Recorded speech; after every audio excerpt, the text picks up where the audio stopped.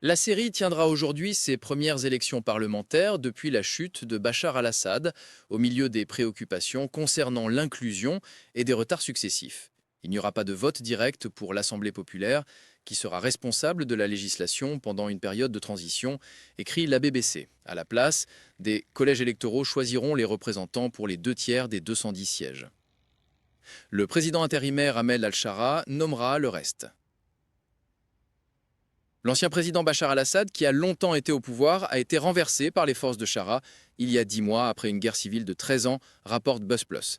Les autorités affirment avoir reporté les élections pour des raisons de sécurité dans 2 provinces contrôlées par les Kurdes et dans une troisième qui a connu des combats meurtriers entre les forces gouvernementales et les milices druzes. Les affrontements en juillet ont marqué la dernière explosion de violence sectaire en Syrie depuis la chute d'Assad. Dans un discours à l'Assemblée générale de l'ONU la semaine dernière, le premier d'un président syrien en 60 ans, Shara a promis de traduire en justice tous ceux qui sont responsables de l'effusion de sang, ainsi que ceux qui ont commis des atrocités sous Assad.